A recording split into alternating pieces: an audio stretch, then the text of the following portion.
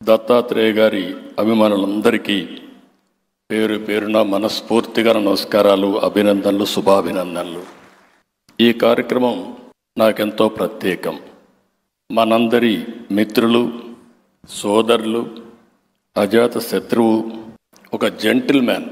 మనందరం gentle man వాడతాం, కానీ జెంటిల్ మ్యాన్కి ప్రతిరూపం బండారు దత్తాత్రేయ గారు. ఒక పాలిటీషియన్, అది కూడా ప్రజల కథే నా ఆత్మకథ. అంటే ఇది ఒక్కసారి చూసినప్పుడు ఈ ఒక్క మాటలోనే ఆయన జీవితాంతం ఏ విధంగా పనిచేశారో మనకు అర్థమవుతుంది. అందరం కూడా దత్తన్న అని ప్రేమగా పిలుచుకుంటారు.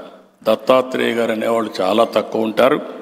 అభిమానంగా దత్తన్న పిలుచుకునే వారి యొక్క జీవన ప్రమాణాల గురించి అందరితో కలిసి మాట్లాడాలని ఆసక్తితో నేను ఈ కార్యక్రమానికి వచ్చాను.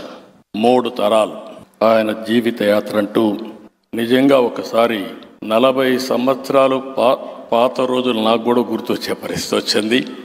ఇక్కడికి వస్తానే మిమ్మల్ని చూస్తే ఎక్కడ లేని ఉత్సాహం, అభిమానం ఉప్పొంగా అంటే దానికి కారణం పాత రోజులు ఒకసారి జ్ఞాపకం అని చెప్పి కూడా నేను మీకు తెలియజేస్తున్నా.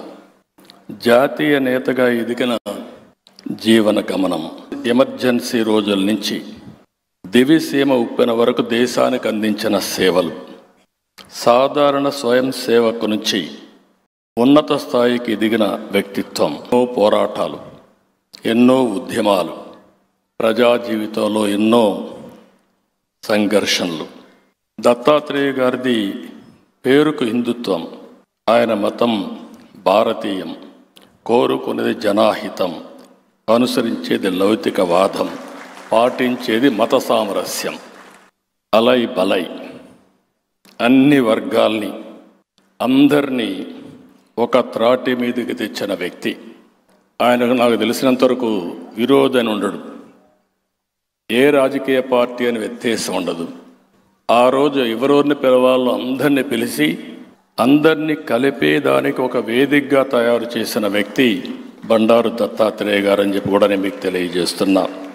తెలుగు రాష్ట్రాల్లో అజాత శత్రువు అంటే, ఒక ఆదర్శమైనటువంటి రాజకీయ జీవితం అంటే మనందరికీ గుర్తొచ్చేది బండారు దత్తాత్రేయ గారు అని చెప్పి మరొక్కసారి విజ్ఞప్తి చేస్తున్నాం. ఆయన ఆత్మకథలో ఒక వ్యాఖ్య చేశారు. ఒక్క రాత్రిలో ప్రకృతి విలయతాండం చేసి లక్షలాది మందిని తుడిచిపెట్టేసిన దౌర్భాగ్య దృశ్యాలు చూస్తానని కానీ, అక్కడ శవాల్ని ఏరుతూ బతికున్న వారికి దాహార్ తీరుస్తూ కొన్ని వారాల పాటు సేవ చేయాల్సి వస్తుందని అంతకు ముందెప్పుడు కూడా ఊహించలేదు అని రాస్తాడు.